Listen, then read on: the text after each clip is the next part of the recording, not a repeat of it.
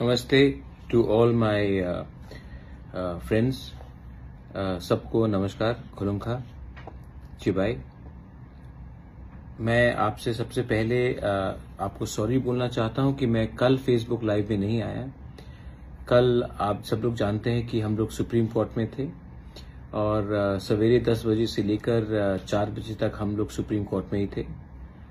उसके बाद हमारे जो त्रिपुरा स्टूडेंट्स और जो एम्प्लॉयज है दिल्ली में, उनके संग बात किया, मीडिया के संग बात किया, लॉयर के संग बात किया।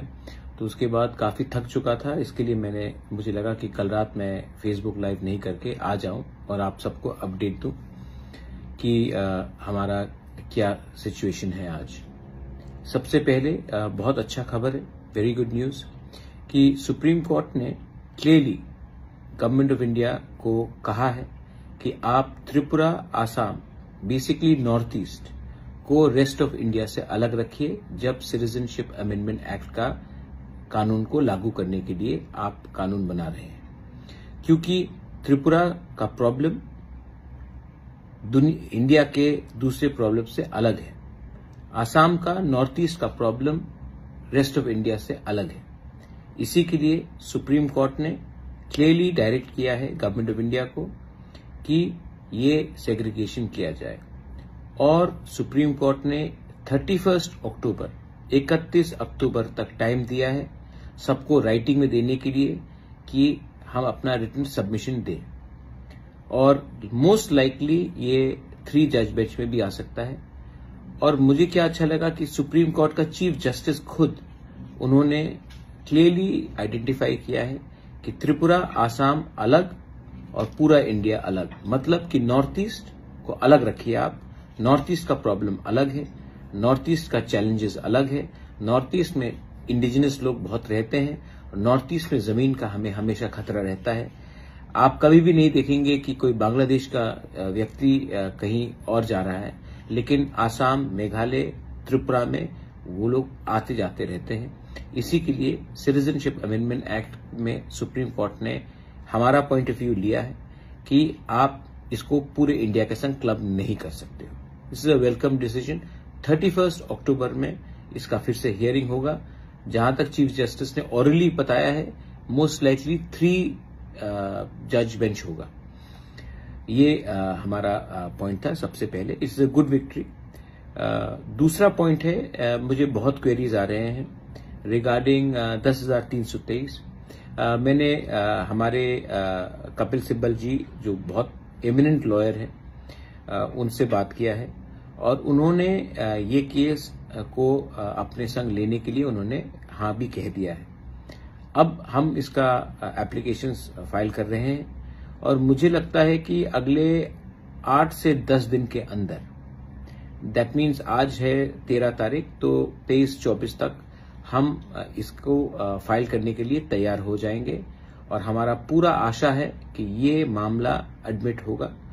और देखिए, 10,323 टीचर्स में जो लोगों को नौकरी गया है, हमें सबको चांस देना चाहिए कि उनका भी जिंदगी वापस अपने पुराने लाइन में आ जाए। तो मैं इसमें पॉलिटिक्स नहीं करना चाहता हूं। मैं फिर से बोल रहा हूं 10,323 को, आप इसको पॉलिटिक्स में मत लाइए। मुझे आपका वोट नहीं चाहिए। बहुत लोग ने मुझे फोन करके कहा है कि महाराज आप हमें सपोर्ट करेंगे तो हम आपको वोट देंगे। मुझे आपका वोट नहीं चाहिए।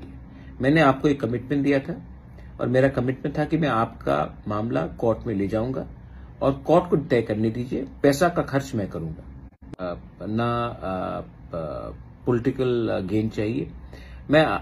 मुझे अपने दिल के अंदर कुछ शांति चाहिए कि मैंने कुछ वादा किया था, मैं वो वादा पूरा कर रहा हूं। और मुझे आशा है कि अगर हम बड़े बड़े लॉयर्स को, अच्छे लॉयर्स को अगर इसमें रखेंगे तो कुछ ना कुछ सोल्यूशन निकलेगा। त्रिपुरा में हमें नौकरी चाहिए, त्रिपुरा में इकोनॉमिक डेवलपमेंट चाहिए। और उस समय अगर हम लोगों को नौकरी से हटा देंगे तो इकोनॉमिक डेवलपमेंट त्रिपुरा का कैसे होगा।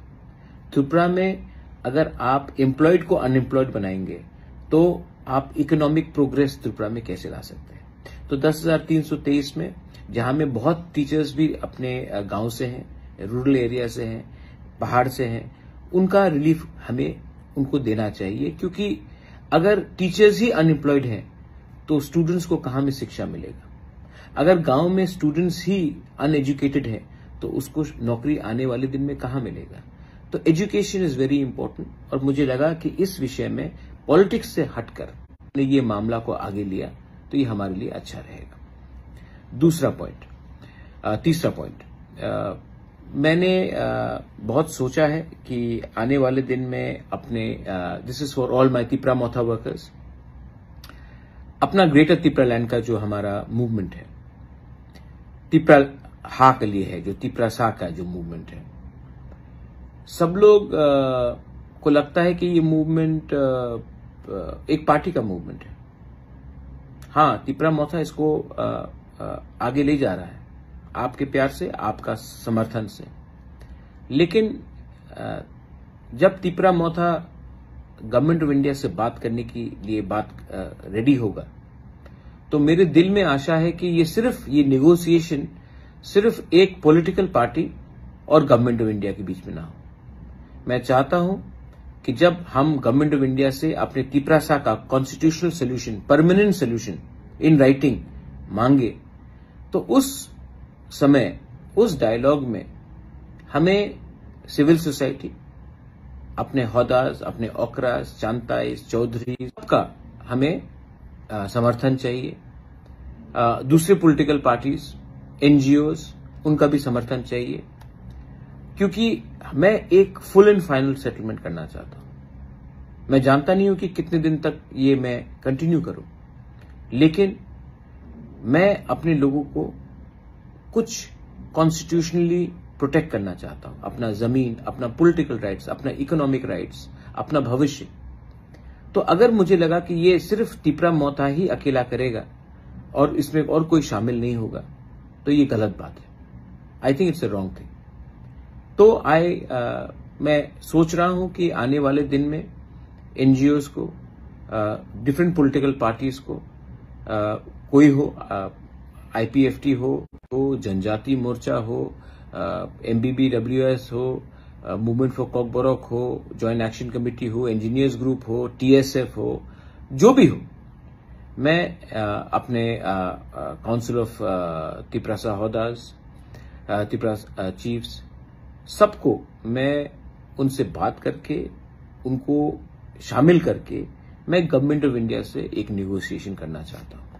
अगर गवर्नमेंट ऑफ इंडिया सिर्फ एक पॉलिटिकल पार्टी से बात करेगा तो इसका सोल्यूशन नहीं निकलेगा। मैंने सोचा है, मैंने ऑब्जर्व भी किया है, टीएनवी अकॉर्ड साइन हुआ तो एटीटीएफ निकला, एटीटीएफ अकॉर्ड साइन हुआ तो एनएलएफटी निकला, उसके बाद आईपीएफटी ने कुछ अग्रीमेंट साइन किया विद गवर्नमेंट ऑफ इंडिया 2018 में, उसके बाद तिपरा मोथा निकला, आज तिपरा मोथा कुछ साइन करेगा, उसके बाद कोई और निकलेगा। मैं चाहता हूं कि हमारे लोगों को परमानेंट सोल्यूशन मिले, एक पार्टी का नहीं। अगर मैं सिर्फ अपने पार्टी की तरफ से देखूंगा तो मुझे शॉर्ट टर्म फायदा है, लेकिन अगर मैं लॉन्ग टर्म तिपरासा को कुछ देना चाहता हूं तो मुझे सबको लेके चलना है। थानसा इसी को कहते हैं ना, थानसा इसी को कहते हैं कि जब आप बड़े हो तो किसी को छोटा मत दिखाओ। तो इसी के लिए मैं सोच रहा हूं कि आने वाले दिन में I will invite all groups, all NGOs, जिसको इंटरेस्टेड है, जो इंटरेस्टेड है हमारे तिपरासा का एक फाइनल सोल्यूशन के लिए। जब हम लोग दिल्ली जाकर बात करेंगे तो क्या सिर्फ एक पॉलिटिकल पार्टी बात करेगा कि दफा बात करेगा? और अगर दफा को बात करना है तो हमें एक ऑल सब ग्रुप को इनवाइट करके ये बात का constitutional solution, political solution, permanent solution for booking बारा पीपल हमको डिस्कस करना चाहिए। ये मेरा थिंकिंग है। बहुत लोग बोलेंगे कि ये पॉलिटिकली ठीक नहीं होगा, लेकिन मैं एक पॉलिटिकल पार्टी के लिए बात नहीं कर रहा हूं। मैं तिपरासा, हमारे 14 लाख तिपरासा का परमानेंट सोल्यूशन के लिए बात कर रहा हूं। और इसमें अगर हमारा ट्रेडिशनल हेड्स भी आ जाए, हौदा भी आ जाए, चौधरी भी आ जाए, कास्काऊ भी आ जाए, हमारे चांताई भी आ जाए, हम लोगों के ओकराज आ जाए, समाज आ जाए, तो क्या प्रॉब्लम है? क्योंकि हम उनको भी छोड़कर अपने तिपरासा को बचा नहीं सकते। अगर त्रिपुरा को अपने सर्वाइवल एंड एग्जिस्टेंस के लिए फाइट करना है तो सिर्फ पॉलिटिशियन से बाहर भी हमको सोचना चाहिए। बहुत पॉलिटिशियंस लोग अब बोलेंगे कि बुबागरा क्या बोल रहा है, लेकिन मैं आपको एक बात याद दिलाना चाहता हूं कि पॉलिटिशियंस दफा से बड़ा नहीं होता है। तो जब भी हमें और मुझे लगता है कि एक बार फाइनल सोल्यूशन हमको करना चाहिए, क्योंकि हम लोग हमेशा इलेक्शन के पहले बड़ा बड़ा बात करते हैं और इलेक्शन के बाद सब पोस्ट लेकर बैठ जाते हैं। मैं चाहता हूं कि गवर्नमेंट ऑफ इंडिया भी हमें सीरियसली ले, और गवर्नमेंट ऑफ इंडिया को अगर हमें सीरियसली लेना है तो हमें एक होकर एक आवाज में बात करना पड़ेगा। ये मेरा 3 पॉइंट्स था। मैं आप सबको थैंक यू बोलना चाहता हूं। आपने मुझे बहुत प्यार दिया है। मैं आपके लिए फाइट कर रहा हूं फॉर यू, हेल्थ परमिटिंग। लेकिन मैं जानता हूं कि अगर तिपरासा नेशन को आगे बढ़ना है, then the youth need to be with me, the women need to be with me, the mothers need to be with me, and of course the entire society needs to be with me. अगर आपको लगता है कि मेरा दिल सफा है, अगर आपको लगता है कि मैं सही रास्ते में जा रहा हूं, अगर आपको लगता है कि मैं सिस्टम को चेंज करके कुछ हट के काम करना चाह रहा हूं, तो आप मुझे प्लीज सपोर्ट कीजिए। और अगर आपको लगता है कि सिर्फ झंडा उठाकर किसी को गाली बककर पॉलिटिकल स्लोगन्स देने से हमारा समस्या का हल हो जाएगा, तो जो 70 साल से चल रहा है वो और चलेगा। और जब 2025-26 में डिलिमिटेशन होगा, उसके बाद हमारे बारे कोई सोचने वाला भी नहीं है। आज सीए के लिए मैंने कमिटमेंट दिया था, मैं फाइट कर रहा हूं। टीचर्स के लिए मैंने कमिटमेंट दिया था, मैंने फाइट कर रहा हूं। ग्रेटर त्रिपुरालैंड के लिए मैंने बात किया था, आज भी मैंने अपने ओरिजिनल पोजीशन से एक कदम भी मैं पीछे नहीं गया। लेकिन चाहता हूं कि हमारे पूरे तिपरासा एक होकर, all party, all NGOs, all social organisation मिलकर बैठकर डिसाइड करें कि आने वाले दिन में हम क्या करेंगे। अगर हमें गवर्नमेंट ऑफ इंडिया को अपना पोजीशन दिखाना है तो एक आवाज में दिखाना चाहिए, या अलग अलग आवाज में एक ही बात बोलना चाहिए, क्योंकि हम लोग सब अग्री करते हैं। गणमुक्ति परिषद हो, आईपीएफटी हो, एमबीबीडब्ल्यूएस हो, तिपरा मोथा हो, कोई भी हो, अपने काउंसिल ऑफ तिपरासा हौदास हो, कोई भी हो, टीएसएफ हो, हम लोग सब अग्री करते हैं कि आज त्रिपुरा में तिपरासा के संग नाइंसाफी हुआ है। 70 साल में पूरा नॉर्थ ईस्ट अग्री करता है कि तिपरासा के संग गलत हुआ है। और अगर आज हमें परमानेंट सेटलमेंट चाहिए, permanent constitutional solution in writing चाहिए, तो हमें एक आवाज में गवर्नमेंट ऑफ इंडिया को भी बताना पड़ेगा कि आप हमें डिवाइड करके, अलग अलग करके हमारा सोल्यूशन नहीं निकाल सकते। एक संग, एक परिवार होकर हमसे बात कीजिए। मैं रेडी हूं, मैं सबसे मिलने के लिए तैयार हूं। आने वाले दिन में मैं ऑल पार्टी मीटिंग भी रखूंगा, ऑल एनजीओ मीट रखूंगा, सिविल सोसाइटी का मीट रखूंगा, and I would like to bring a single voice to the solution, permanent constitutional solution for the Tiprasa people. ये मेरा पोजीशन है। बेलाई बेलाई नो हम बाय। Thank you, God bless you. Tipra Motha आइक लॉकथोंग तिपरा।